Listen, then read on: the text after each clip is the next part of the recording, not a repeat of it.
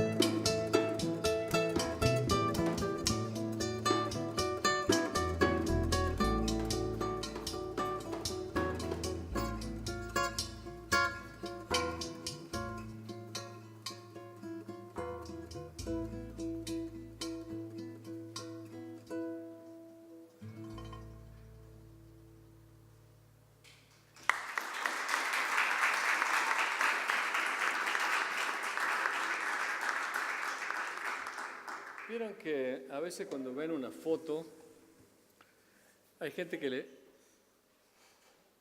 les parece un poquito más fea en la foto y es un poquito más linda en la vida real, o gente que es un poquito más fea en la vida real y les parece un poco más linda en la foto.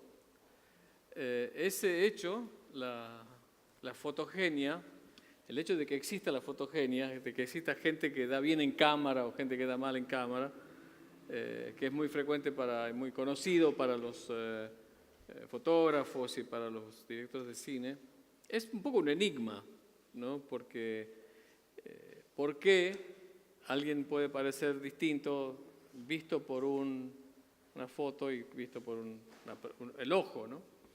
Y ese hecho a mí me interesó muchísimo y hace poco tiempo empecé a dibujar, inspirado en el hecho de que si existe la fotogenia, quiere decir que la fotografía no puede desplazar al retrato en vivo, porque la foto está interpretando de alguna forma, está tomando una decisión. Entonces empecé a experimentar yo mismo con las técnicas de dibujo y encontré algunas almas gemelas, como por ejemplo este tipo que es un físico que se llama Arnold Sommerfeld, que es uno de los creadores de la física cuántica, que dibujaba también él. El dibujo es muy frecuente entre los pintores. Yo mismo empecé a dibujar retratos. Estos son 2 retratos de amigos que hice hace relativamente poco, mientras posaban en vivo, tratando de explorar esa cosa que el ojo puede ver y que quizás la cámara no tanto. Ese tipo de ideas son las que más o menos quería conversar con ustedes hoy, mientras tocábamos algunas obras que están inspiradas en esas ideas. Porque cuando empecé a dibujar, empecé a adentrarme en el hecho de que cuando uno dibuja en general, dibuja lo que cree que está viendo y no lo que está viendo. Eso para mí fue una puerta importante en el proceso creativo, ¿no? Entonces empecé a abrazar el desafío de ver con detenimiento, de estudiar la anatomía, de comprobar la idea de que si vos sabés lo que estás viendo, puedes ver mejor lo que estás viendo, ¿no? Y eso es un poco para mí el punto de contacto, uno de los puntos de contacto fuerte que tiene el arte visual con la ciencia, ¿no? Que si uno quiere entender lo invisible, tiene que mirar con cuidado lo visible. Y es un poco lo que hacen los pintores. Y entonces quería mostrarle algunos ejemplos nomás de experimentos visuales que los físicos nerds hacemos siempre, tratando de buscar conexiones y tratar de ver cosas que normalmente no se ven, ¿no? Un poco la idea de la ciencia es alertarnos a ver el mundo, y la pintura es uno de tantos, pero alertarnos a ver las cosas que de otra forma no veríamos. Esta es una imagen que saqué, una foto que saqué en mi barrio, cuando salgo a caminar, y es algo que a los pintores les llama la atención, es que cuando tienen un árbol, el árbol se divide en divisiones cuando se van formando las ramas. Cuando se divide en 2, la rama de abajo, el tronco, es más gordo que las que siguen para arriba, porque es como un líquido, la savia del árbol va a ir por ese líquido y se va a dividir en 2. Ahora, entonces, las 2 ramas que surgen de la rama inicial son más finas, pero no solo que son más finas, sino que son más finas de una forma muy específica, y es que si uno toma la superficie de la grande, es la misma que la suma de las 2 superficies de los 2 troncos. Entonces, como la superficie es el cuadrado del radio, como se acuerdan, hay un test que le vamos a hacer al final. Entonces, el cuadrado del diámetro de la grande es la suma de los cuadrados de las más chicas. Entonces, esta es una foto que yo saqué en mi barrio y se comprueba el teorema de Pitágoras mirando un árbol, ¿no? Entonces le saqué la foto y me fui al café y efectivamente se comprobaba, y se comprueba casi siempre. O sea que si uno quiere dibujar un árbol y quiere dibujar las ramas, tiene que dibujar que se pongan finitas, pero de alguna forma informado por esa regla, ¿no? Y entonces, si uno piensa el árbol y las ramas más chiquitas del de arriba, si lo cierra, todo cabrían en el mismo cilindro del tronco grande. pues las ramas se van achicando. Ese es uno de los experimentos visuales que tienen que ver para mí con la ciencia, ¿no? El concepto más importante de la óptica, digamos, que tiene que ver con nuestra experiencia cotidiana es la de rayos de luz. Un rayo de luz es un concepto que es parcial en la descripción de lo que es la luz, pero uno está familiarizado con el hecho de que la luz va en línea recta, ¿cierto? En general, una vez que la luz desde que allá viene en línea recta y que si pongo la mano no cubro la luz, ¿no?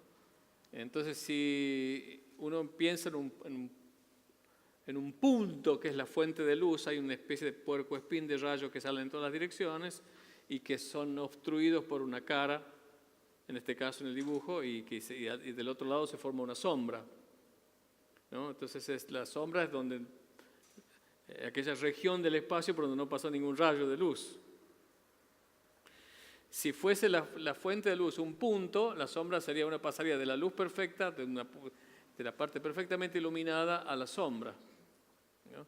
Sin embargo, en general las fuentes de luz no son puntos, sino que son objetos, como velas o el sol mismo. Entonces, si uno va de la parte iluminada a la parte oscura, pasa por una parte intermedia, en la que sería, si uno mira la velita del cumpleaños, si uno va moviéndose por esa pantalla, hay una región intermedia en la que vería un eclipse parcial de vela, la vería a la vela solamente una parte, no la vería entera. Entonces esa parte es la penumbra, ¿no? Y que es más grande cuando más lejos está uno del objeto que está creando la sombra. Entonces, por ejemplo, si yo le muestro esta foto de dos manos que están sacadas en la vereda de mi casa, ¿cuál mano está más cerca del pavimento, de la vereda? La de la derecha. ¿Por qué? Porque la sombra es más nítida. Y la sombra es más nítida cuando está más cerca porque el sol es un círculo. Si el sol fuera un punto, sería igualmente nítida. Porque lo que hace que la sombra se vaya poniendo más difusa es la penumbra, justamente. Es ese ángulo que se va abriendo. Entonces, a partir de esa se va difundiendo porque es un objeto que no es un punto en el cielo, sino que tiene un cierto ángulo subtendido. Y si al revés uno deja pasar ahora, habrán visto fotos como estas. Esta es una foto, la verdad, de mi casa en verano. Esos círculos, ¿han visto esos círculos en el piso? Esos círculos son la foto del sol. El árbol está actuando como una cámara en ese caso. Porque cuando los rayos de sol, de luz que vienen de cada punto del sol, cada uno es un puercoespín de rayos, y cuando se filtran por un agujerito chiquitito, que sería los pequeños huecos que dejan las hojas, dejan una pequeña mancha en el pavimento, y si el agujero es lo suficientemente chico, esas manchas pueden dibujar la imagen, ¿no? Y lo importante entonces es que el sol es un círculo, y no solo que es un círculo, sino que subtiende un ángulo muy específico. Es decir, uno ve un círculo en el cielo, que es el sol, y la luna también es un círculo en el cielo, ¿cierto? Y las dos tienen el mismo tamaño en el cielo. De hecho, cuando la luna se pone enfrente del sol, la cubre entero. Pero la luna es más chica que el sol. Resulta ser que la luna es más chica, es 400 veces más chica que el sol, pero está 400 veces más cerca. Entonces la cubre justo. Entonces lo que importa es la fracción de la visual que ocupa cada una de ellas. Si yo pongo una moneda en mi ojo, me cubre toda la visual. Una moneda de 1 centímetro. Si la alejo, la voy a ver cada vez más chica. Y si la pongo a 112 veces el diámetro de la moneda, justo 112 veces, es decir, si fuese 1 centímetro a 112 centímetros, la vería del mismo tamaño del sol. Ese es el ángulo que tiene el sol, 1 en 112. De modo que, si uno ve la foto del sol que crea el árbol, esta es una foto que saqué en Cabildo el otro día, en el verano, caminando por Cabildo hacia Santa Fe, sacándole fotos. Uno no tiene vida, le gusta ver, pero bueno, a mí me encanta todo esto. Me compré una reglita en una librería de Cabildo y fui midiendo los diámetros de los círculos. Entonces, fíjense que hay círculos grandes que tienen más de 15 centímetros, hay círculos más chicos. Multiplicando el círculo por 112, me da el cono justo de la altura del árbol. Entonces iba calculando alturas de árboles por cabildo, mirándola. Entonces, por ejemplo, el árbol de C, más o menos 115 veces, es bastante grande, como de 25 metros. Los más chiquitos son árboles que están más cerca, son como naranjos, ¿no?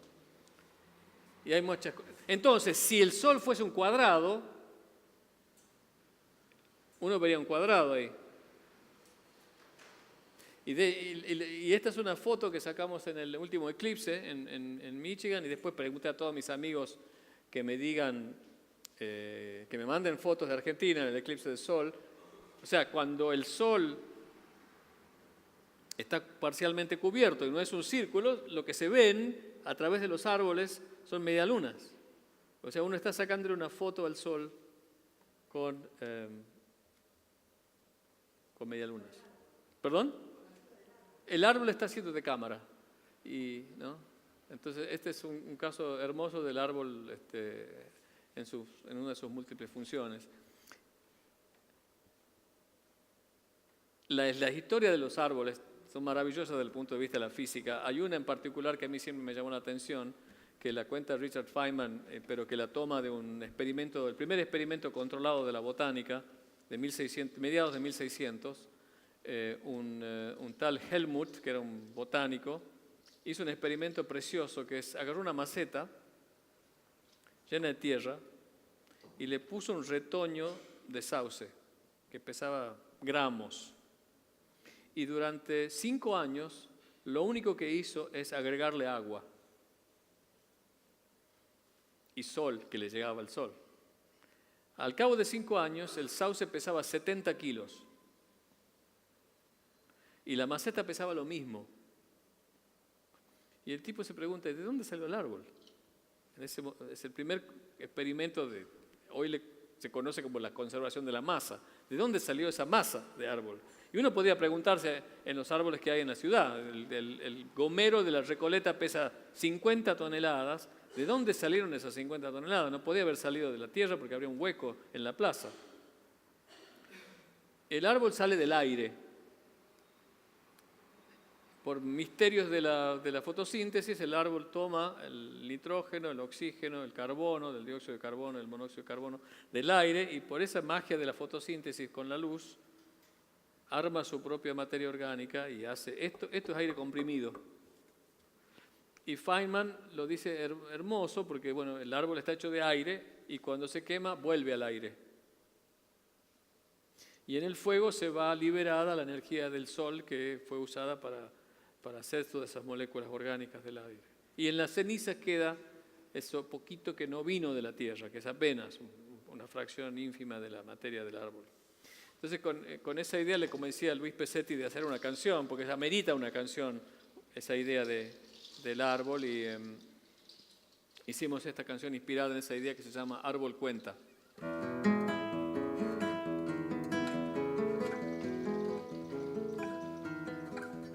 Yo aprendí a guardar el sol en mí.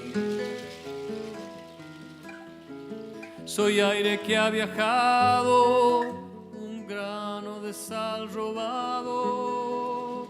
Soy una nube verde de viento atrapado.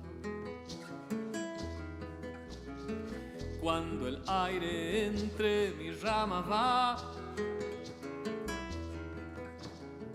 veo que se sorprende de ser viento en tierra extraña, convertido en madera hasta mañana. Devuélvase el sol al sol, esa es la ley del calor. Eterno, solo tu aliento.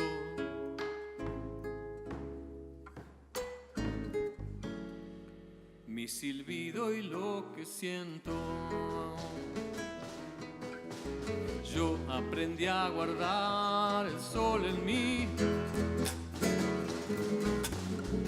Creo en la luz salvación del aire lleno de barcos que vienen llenos de sol. Y si el fuego desata el aire en mí, quedará el recorrido, barcos, cunas, guitarras, el racimo de tantos hechos que hicimos. Devuélvase el sol al sol, esa es la ley del calor eterno. Solo tu aliento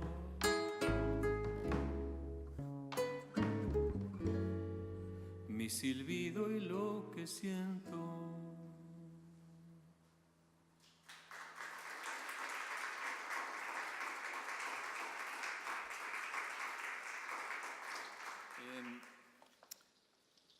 Mucho de lo que investigo en esta dirección de la conexión de la pintura con la física es el arte de mirar, básicamente, ¿no? Y yo les contaba el ángulo que subtiende el Sol, que es 1 en 112. Uno sabe que es 1 en 112, pero tiende a pensarlo al Sol mucho más grande. Y eso es algo que aparece sistemáticamente en pintura. Por ejemplo, este es un dibujo que a mí me gusta mucho. Me gusta el dibujo al aire libre. Este es un dibujante inglés, William Giles, que es muy, muy conocido. Un paisaje dibujado al natural, con la perspectiva toda bien, y el círculo de la luna, que podría ser el sol, pero yo creo que estaba pintando la luna, arriba, ¿no? Ahora, fíjense la foto del mismo lugar. No se alcanza a ver a la luna, pero yo le hice un circulito, ¿no? Este es el círculo verdadero de la luna. El lugar. Todo hizo bien el tipo, salvo el tamaño de la luna, el tamaño de los... por algún motivo, lo que yo he notado mucho en la pintura es que en el dibujo realista hay dos cosas que los pintores, ya sea intencionalmente o a propósito, no respetan. Todo lo que tiene que ver con el mundo externo al nuestro. Es decir, por ejemplo, los pintores del Renacimiento dibujaban, Velázquez mismos los dibujos con la perspectiva correcta, con la luz correcta, con las sombras correctas, pero cuando hay un espejo, algo pasa. Al reflejo en el espejo no lo respetan. Y lo mismo pasa con el tamaño. Hay muchísimos otros ejemplos. Yo elegí un par, ese que les mostré, y este es uno de Van Gogh, que es hermoso el dibujo, pero fíjense el tamaño que tiene el sol atrás.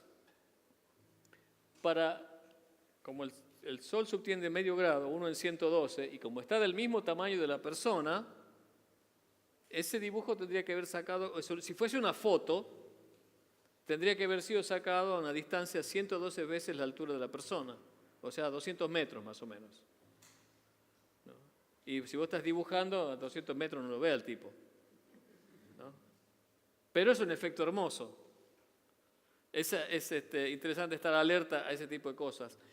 Y por supuesto, uno cuando anda por el mundo o por los aeropuertos está siempre mirando ese tipo de cosas, ¿no? Una que noté y que les cuento que tiene que ver con estas ideas de tamaños y perspectivas,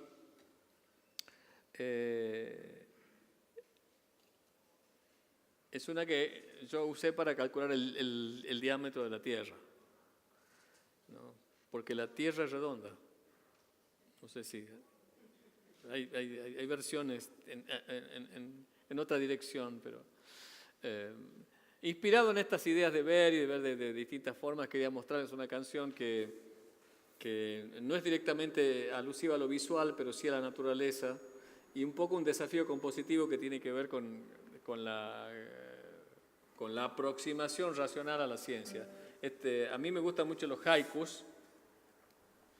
Y cuando empecé a estudiar los haikus, que son unas coplitas japonesas que tienen 5, 7, 5 sílabas, investigué en la biblioteca, me saqué un libro de Basho, que es el japonés que mejor escribió haikus, y tenía 575 símbolos.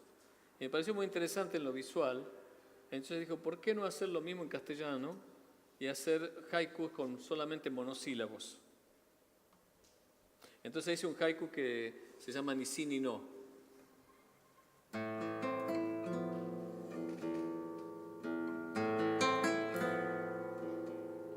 ¿Qué ves en la sal? ¿Ves su luz o ves tu sed? ¿Ves el fin del mar? ¿Qué ves en la sal? ¿En el pan o en el ron? ¿Ves la flor que fue? ¿Te ves en el té? ¿Ves en el miel de tu pan? ¿Lates de tu piel? ¿Qué ves en tu Dios? ¿Ves un par que te es fiel? ¿O lo ves sin ley?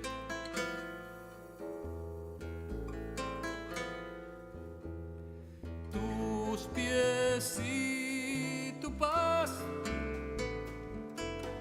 van sin fui y van sin soy al riel de tu tren. Ves la cruz del sur y sin plan va por tu fe un pez sin su red. Te ves en el té, ves en el bien de tu mal, lates de tu piel. ¿Qué ves en tu Dios? ¿Ves un par que te es fiel?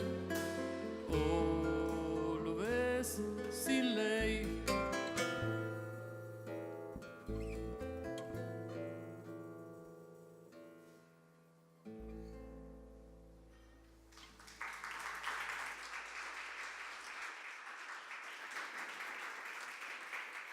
Estaba en el aeropuerto, en Aeroparque el otro día y saqué esta foto en la que se ve el horizonte del río, ¿no? Que el horizonte, si la Tierra fuese plana, habría un horizonte. Al ser la Tierra redonda, el horizonte está un poquito más abajo de lo que debería estar por la curvatura de la Tierra. Entonces, si yo todo tiene que ver con la ley de las perspectivas, porque la perspectiva, si uno saca una foto, este es el primer cuadro de la pintura, de la historia de la pintura, que respeta la ley de las perspectivas.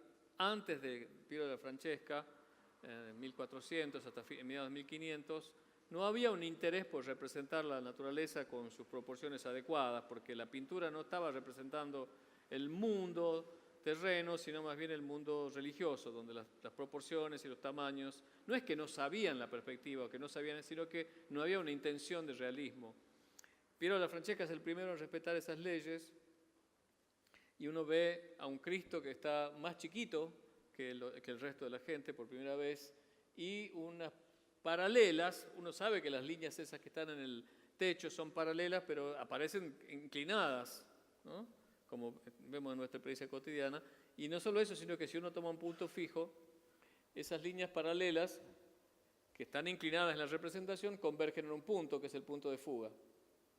Uno mirando ese dibujo, si eso fuese una foto, sabría que el que estaba pintando eso estaba a la altura de las rodillas de Cristo, más o menos. No estaba parado. Entonces, la perspectiva tiene ese tipo de cosas que son muy familiares en nuestra experiencia cotidiana. Sin embargo, si uno ve esa foto, han visto esta imagen otras veces, ¿no? Los rayos que se filtran por las nubes.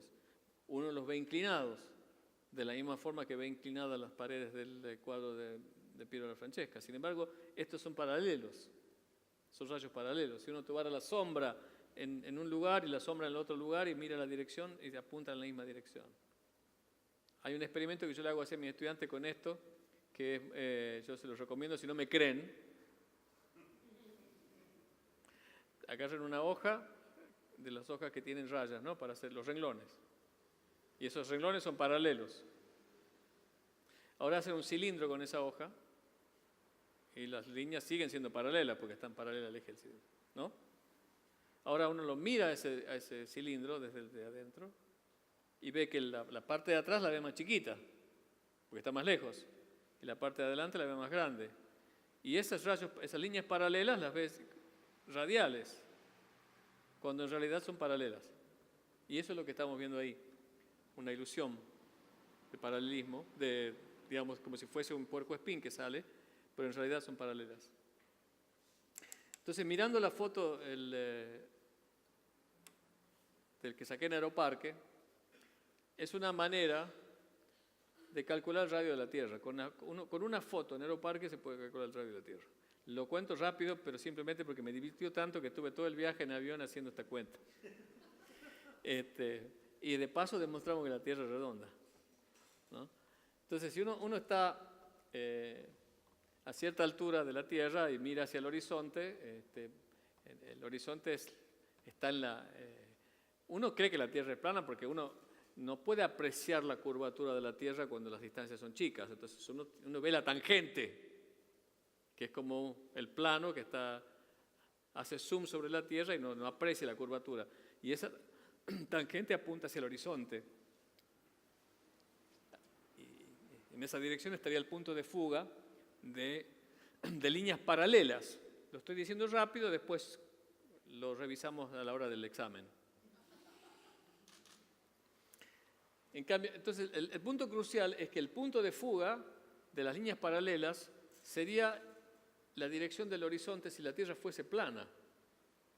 Pero si uno está lo suficientemente alto, ese punto de fuga va a estar un poquito arriba del horizonte. ¿Por qué el horizonte está más abajo? Porque la Tierra es curva. Entonces, a partir de ese ángulo uno puede calcular el radio de la Tierra. Ese es el horizonte que en esa dirección uno ve el horizonte debajo del punto de fuga de las paralelas. Entonces, haciendo un poco de trigonometría, que no lo voy a hacer, entonces hice el dibujo en el avión y en efecto, si tomo las paralelas de las baldosas del Aeroparque, lo que pasa es que es importante que estén a cierta altura. Cuanto más alto está, mejor funciona. Se puede hacer desde el avión, está bueno eso. No hay baldosa en el avión, pero uno puede usar el nivel del iPhone para mirar el ángulo del horizonte. Entonces, eso está bueno también.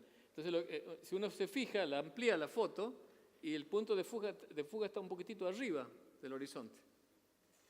Esa diferencia es debida, enfatizo, a que la Tierra es redonda, pese a declaraciones que hemos escuchado hoy en algunos medios.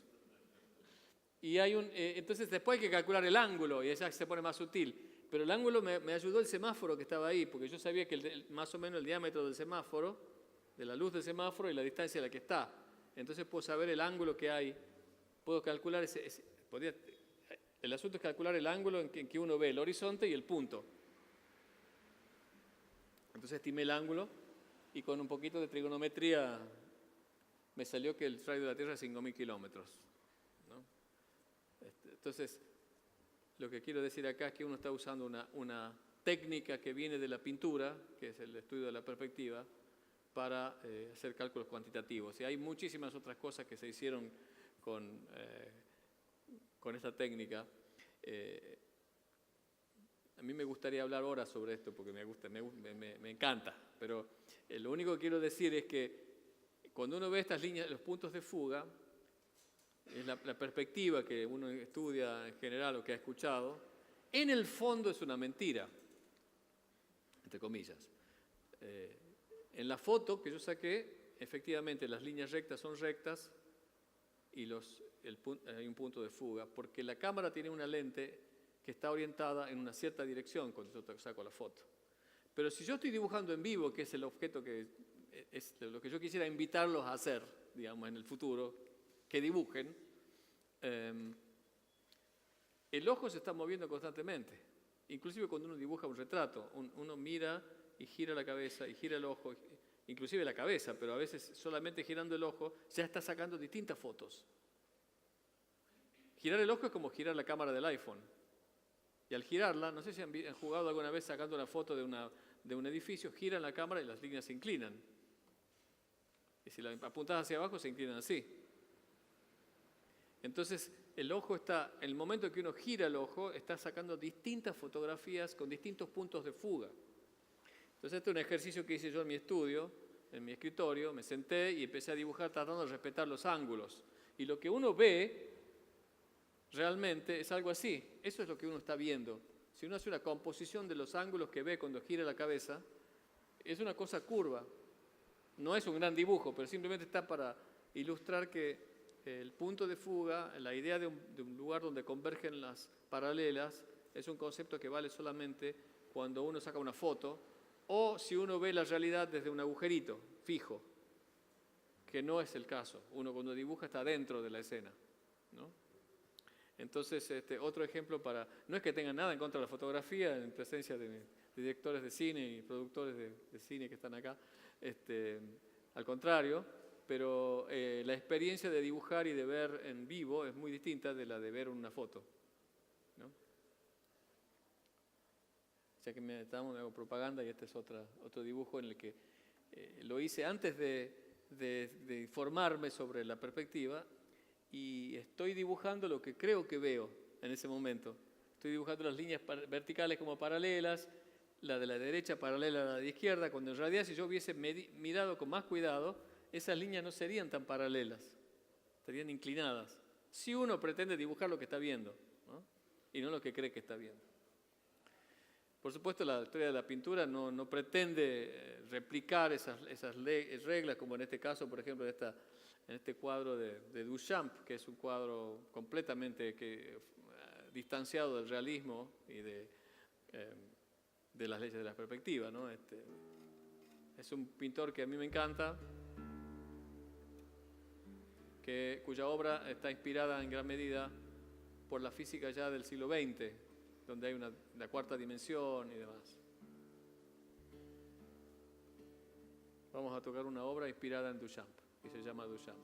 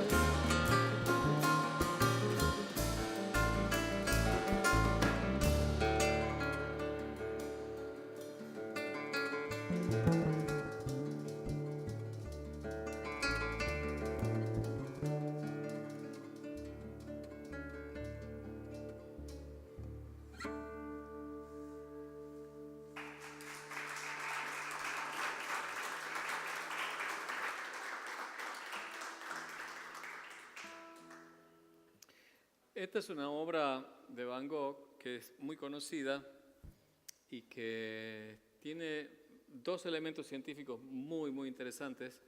Uno de ellos es la forma espiral que él dibuja en el cielo, que es muy, muy probable que él haya tomado esos dibujos de Lord Rose, que era un astrónomo, que ya no le había sacado una foto, porque no había fotos, todavía no había cámaras que puedan sacar la foto a través de un telescopio, pero él había visto en 1844, este astrónomo, las galaxias en espirales, y había hecho el dibujito. Y cuando Van Gogh estaba en Arles en un hospicio, cuando pinta este cuadro, en ese hospicio había un libro de astronomía de este tipo. O sea, no está del todo documentado, pero es posible que ese cielo haya estado informado que es un cielo maravilloso y está informado por un descubrimiento científico anterior. O sea que en este caso, para mí una cosa maravillosa es esta pintura, que además de ser hermosa, está informada por un descubrimiento reciente y a la vez anticipa otro descubrimiento del siglo siguiente. Porque en el siglo XX se descubrió que las galaxias, que son grupos de estrellas que están a su vez girando una respecto de la otra porque se atraen, son grandes grupos de estrellas que se atraen de la misma forma que el Sol atrae a la Tierra y la Tierra gira alrededor del Sol. Todas estas galaxias giran alrededor de la masa que está adentro, ¿no? Pero resulta ser que a mediados del siglo XX se descubrió que giran más rápido de lo que deberían. De acuerdo a la masa que se ve adentro. Entonces hay una materia dentro de las galaxias que nos está rodeando a todos que nadie sabe de dónde viene. Y hoy se llama la materia oscura. Está ahí, pero tiene desde una naturaleza completamente distinta a la que vemos, a la materia que nos compone a nosotros, a las estrellas y al resto de las galaxias. Es algo que pesa, que tiene gravedad, pero que es completamente distinto. Y después de ese descubrimiento se hicieron muchos experimentos en los que empezaron a encontrar cómo estaban distribuidos esos cachos de materia oscura alrededor de la materia visible. Y están distribuidos exactamente de esta forma, de la forma en que él las dibuja, como halos que rodean a las estrellas. En varios trabajos científicos sobre materia oscura está la pintura de Van Gogh ilustrando ese cuadro. A mí como científico y como artista me interesa mucho el cielo, y siempre que mi viejo iba a visitarme a Estados Unidos me decía, el cielo del norte es distinto que el cielo del sur. Tiene menos estrellas, y bueno, es cierto que el cielo del sur es distinto que el del norte. Astronómicamente y si se quiere hasta espiritualmente, porque bueno, uno está en el hemisferio norte y el hemisferio sur es distinto. Y decidí hacer una canción a eso, a la idea de que el cielo del sur es distinto. Y tomé, por ejemplo, la constelación de la nube de Magallanes. No sé si han visto cuando se descubrió el agujero negro hace poco tiempo, que es un objeto que se descubrió usando básicamente la Tierra como una lente de telescopio, porque usaron muchos telescopios distribuidos en la Tierra de tal forma de coordinarlos y poder usar todo el diámetro de la Tierra como si fuese una lente y de esa forma ver con mucha resolución un objeto lejano. Entonces, cuando circularon las fotos de los distintos telescopios, circuló una foto del telescopio que está en Atacama. Y en ese telescopio se ven dos nubecitas chiquitas que no se ven en los otros telescopios, que son las nubes de Magallanes, que son grupos de estrellas que solo se ven desde el hemisferio sur. O sea que sí es distinto el hemisferio sur, ¿no? Y además, la luna miente en el hemisferio norte. Hay un dicho latino que es, no solo soy nerd haciendo física, sino que dando citas en latín, luna mendax est, que significa la luna miente, porque en el hemisferio norte el cuarto creciente es una D y el cuarto decreciente es una C, mientras que en el hemisferio sur el cuarto creciente es una C creciente y decreciente es una D. Entonces tomé ese tipo de citas y robándole a un poeta de acá y otro poeta de allá, hice una canción que se llama Cielo del Sur. Como siempre digo, si uno roba de uno es plagio, si roba de muchos es investigación.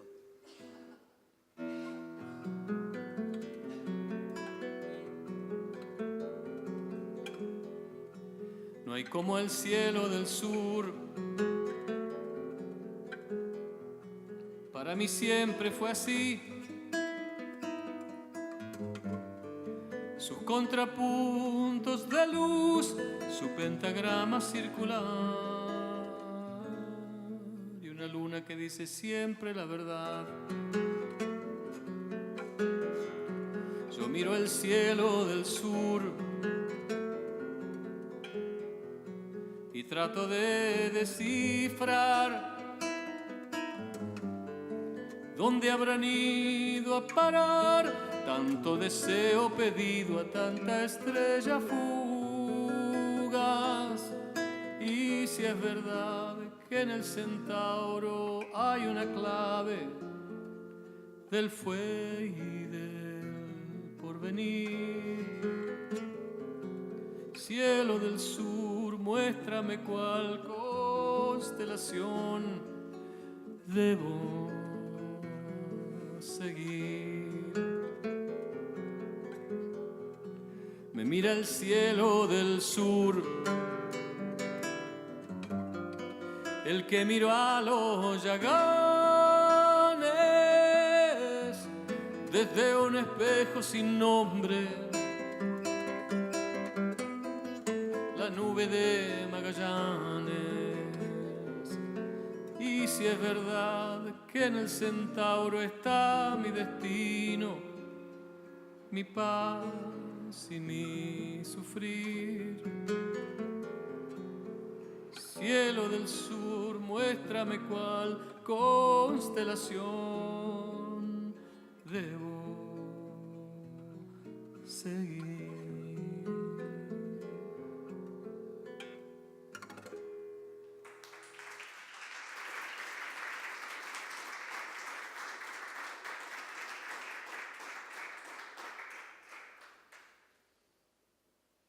Como les decía, los espejos y el cielo son elementos que en la pintura aparecen un poco sacrificados en pos de la composición, ¿no?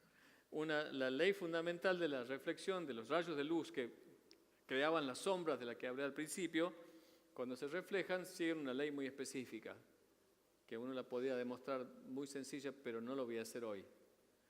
Y es la idea de que cuando un rayo pega, se refleja con el mismo ángulo que incidió. El ángulo de incidencia es el mismo que el ángulo de reflexión. Y eso quiere decir que si uno quiere ahorrar plata y se quiere comprar un espejo en el que se ve de cuerpo entero, no es necesario comprar un espejo que va del piso hasta la altura de la cabeza. Es suficiente con un espejo de la mitad de tamaño. Entonces, los espejos que usamos para maquillarnos, pues yo también a veces me maquillo, si uno se quiere ver la cara entera, con un espejo de la mitad es suficiente. La mitad de la altura y la mitad del ancho. Independiente de la distancia, porque si uno se aleja el espejo, la cara se ve más chica y el espejo se ve más chica, entonces la proporción es la misma. Y hay un experimento muy lindo que pueden hacer en sus casas, cuando salen de la ducha y está empañado el vidrio del espejo, mírense en el espejo y hagan el dibujo de la cara con el dedo. Y van a ver que ese dibujo es la mitad de la cara. Exactamente la mitad. Y si se alejan, sigue siendo la mitad. Es decir, se hace más chica la cara, pero el dibujo se hace más chico porque está más lejos. Y es exactamente la mitad. Por esto de los rayos que se reflejan con el mismo ángulo. Pero sin embargo, fíjense en este cuadro, un cuadro maravilloso de Manet, que tiene un espejo atrás. Es claro que hay un espejo, ¿no? Y que el espejo hay una mesa donde está Suzanne con la mesa de mármol, y hay una mesa atrás que está reflejada. O sea que el espejo está paralelo a la mesa, ¿cierto? Ahora tiene por lo menos 3 errores este cuadro. ¿Cuáles serán?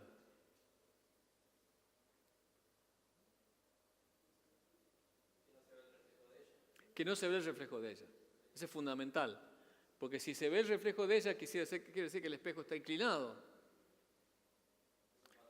Es un fantasma. Entonces el pintor quiso mostrar que era un espejo, que ella estaba reflejada, y desplazó la imagen. Por supuesto, la composición está preciosa, pero no está respetando la óptica. El de bigote es el espectador, ¿no? Hay otros más que no son tan evidentes, como fíjense en la botella que está al borde de la mesa. Esa botella debería estar reflejada en el borde que está más para acá. Está reflejada en la parte de atrás, ¿no? ¿Ven eso?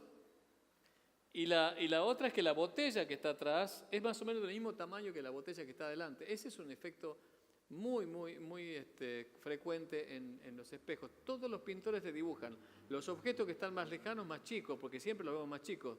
Pero el espejo no, como si el espejo fuese algo mágico. Muy interesante, me parece. Este es otro cuadro maravilloso de quizás mi pintor favorito, Velázquez. Perdón, tiene 2 errores. ¿Cuáles son los errores de ese cuadro? El tamaño del rostro, fundamental. Y el hecho de que, lo mismo del ángulo, ¿no? Venus es coqueta, uno estaría tentado a pensar que ella se quiere ver en el espejo. El ángel está sosteniendo el espejo para que ella se vea. Si nosotros estamos viendo el rostro, es el truco que usan en el cine, que giran el espejo para que se vea, pero el que está mirándose está viendo la cámara, no se está viendo a sí misma, ¿no? Yo suelo hacer este experimento en mi clase, vestido, ¿no? Pero fíjense, tomo un espejo y me miro en el espejo. Está más o menos a la misma distancia el espejo. Miren, mi cara es casi un cuarto de mi diámetro, ¿no? Y por supuesto ahí estaba viendo la cámara. No me veía a mí mismo porque estaba inclinado. Otro experimento que hicimos es analizar las meninas de Velázquez, que es otro cuadro maravilloso que tiene desde el punto de vista de la composición y del tratamiento de la luz, es un cuadro increíble. Y no solo eso, sino que es la primera vez que en un cuadro aparece alguien que el pintor está mirando afuera del cuadro y el espejo está reflejando a un objeto que está fuera del cuadro. Eso nunca se había visto en la pintura y está resuelto de una forma maravillosa. Porque fíjense que está Velázquez a la izquierda, están las meninas que son, digamos, ayudantes de la princesa y demás, pero atrás hay un espejo que está reflejando la imagen de los reyes que somos nosotros, en realidad, cuando estamos viendo el cuadro, y Velázquez está pintando la imagen de los reyes que están afuera del cuadro, ¿no? La cuestión ahora, ¿qué opinan? ¿Ese espejo está bien o tienen los mismos errores que el anterior? Yo creo que está bastante bien. En este caso, Velázquez no nos defraudó a los físicos, digamos. Pero es un lindo análisis. Fíjense que el espejo refleja las 2 imágenes de la reina y del rey, de tal forma que está abarcando 2 anchos de persona. Y para abarcar 2 anchos, si somos nosotros los reyes lo que nos estamos viendo, el espejo tiene que ser la mitad. Con un espejo que es la mitad del ancho, vemos 2 personas.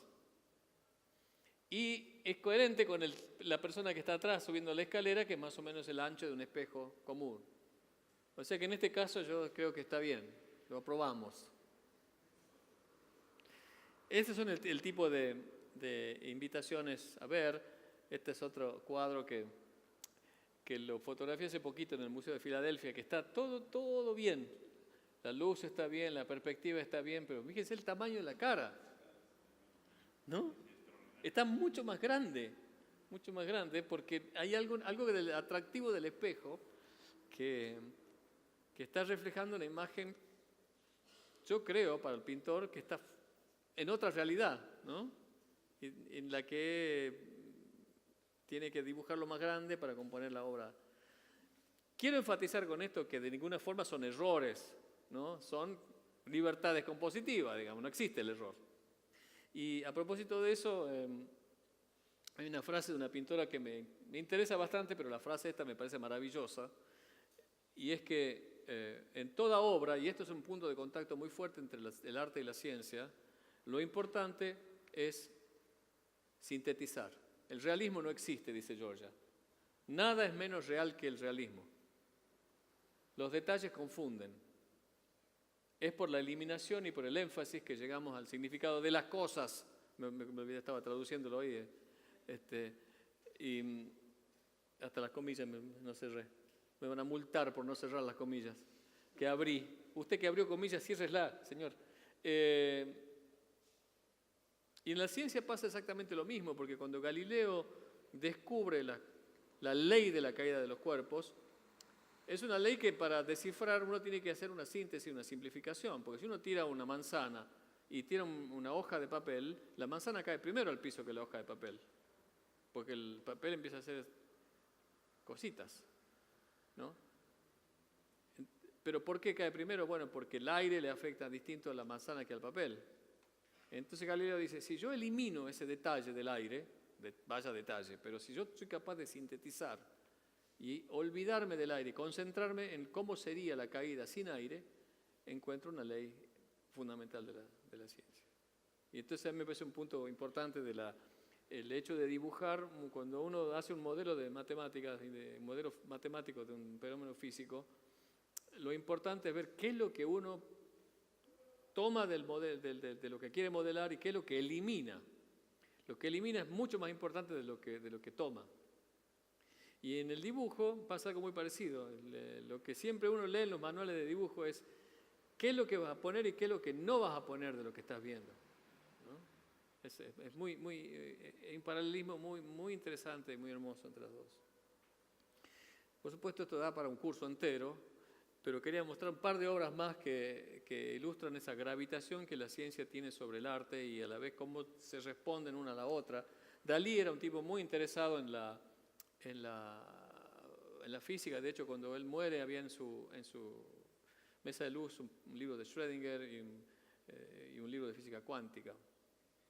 Y esta es una obra muy famosa de Dalí, en la que está Cristo crucificado en una cruz muy extraña y está como levitando, ¿no?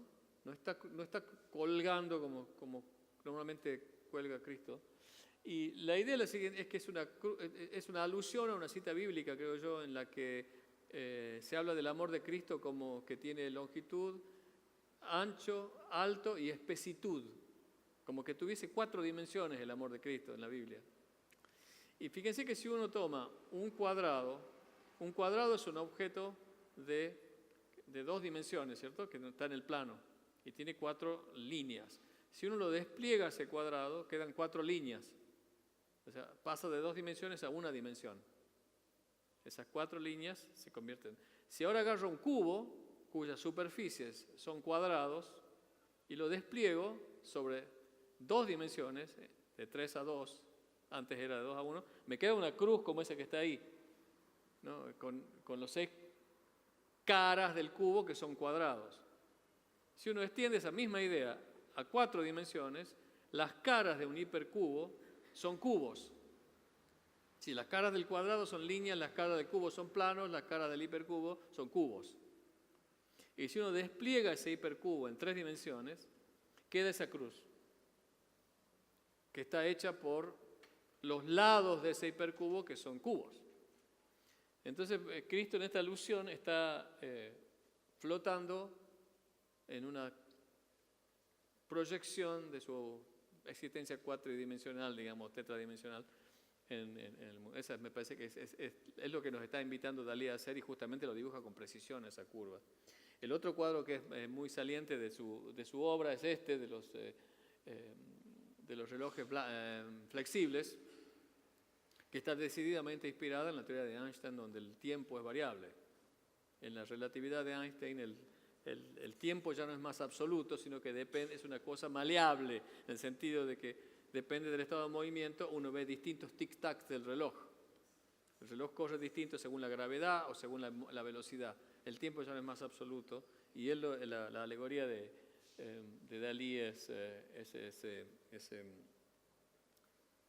esos relojes blandos. Y por supuesto Picasso con su cubismo, que tiene que ver con la noción de las varias dimensiones que empieza a importar sobre la ciencia a principios del siglo XX. Si el tiempo ya no es variable y el espacio cambia, quiere decir que no hay una cosa absoluta. Y entonces, simultáneamente, se puede argumentar a favor y en contra que en 1905 Picasso medio que descubre la cuarta dimensión o se influyen uno a otro porque la relatividad aparece simultáneamente con el cubismo.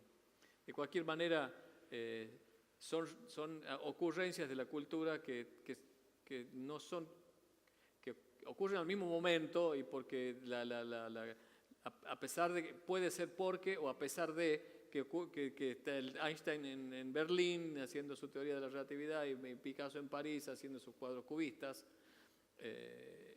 la matriz cultural del planeta está ya invadida por esas ideas de desafío de lo absoluto, ¿no? Inspirado en esas imágenes locas de Picasso, y ya que son 3 músicos y nosotros somos 3, vamos a terminar tocando Picasso, que es una obra inspirada en esos cambios rítmicos, usando los ritmos como alegoría de esos cambios geométricos que hace Picasso. Tocamos una huella que se llama El Destello, que es una obra que yo la pensé como una alegoría visual, y terminamos con un vals que se llama Qué bonito, que está inspirada en un poema de Borges. No es un poema, en realidad es una frase que Borges dice en una conferencia de la Sociedad Psicoanalítica Argentina, y que cuando le preguntan qué es la poesía para él, y contesta que, bueno, yo creo que si el poeta consigue transmitir la idea de que todo es raro, de que el fuego y el tiempo son extraños, de que el hecho de que haya 3 dimensiones es rarísimo, entonces lo ha conseguido todo. O sea que comunicar la idea de asombro es la misión del poeta, y yo estoy convencido que es la misión del científico también. Así que con eso nos despedimos y tocamos esas 3 canciones y muchísimas gracias. Picasso.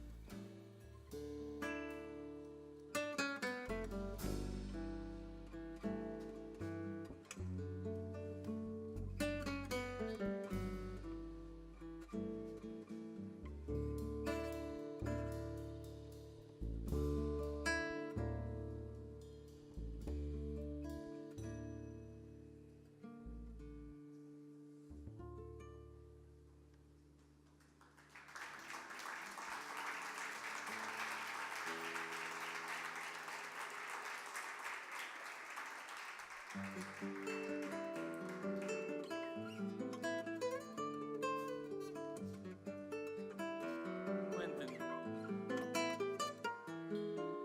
Qué bonito, qué curioso, qué bonito que haya formas, 1000 estrellas, que haya un sol. Qué bonito, qué curioso, qué bonito que haya idiomas, 1000 maneras de decir amor. Qué curioso que haya guerras, que haya treguas, que haya paz. Qué bonito que es el ritmo del vals.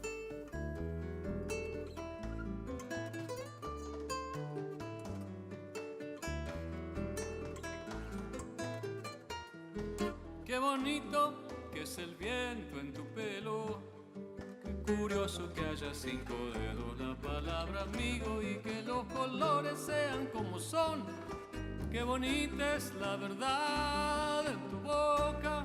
Qué curioso que haya un principio y un final. Qué bonita que es la luz a la mañana, ver las hojas, ver las ramas y saber que el mundo está reinventando sus antiguas maravillas, nuevos llantos, nuevas risas y este valsecito más.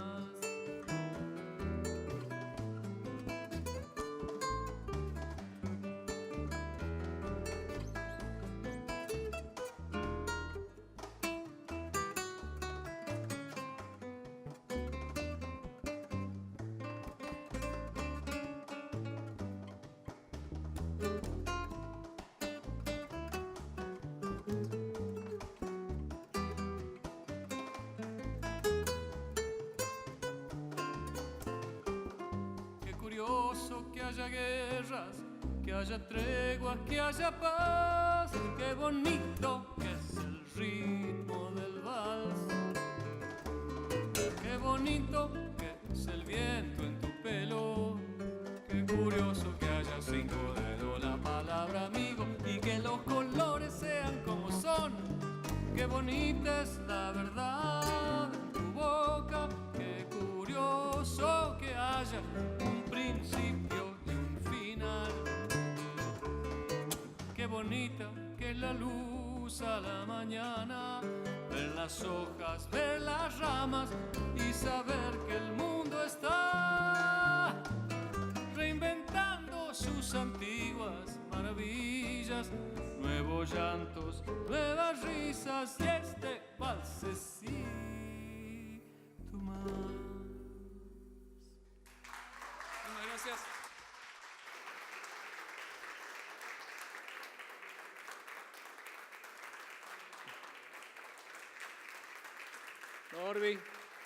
Norby Córdoba, Horacio Cacoliris, Gastón, Bebe, muchas gracias. Gastón. De Barbieri, Liliana Varela, María Teresa Arias, muchísimas gracias.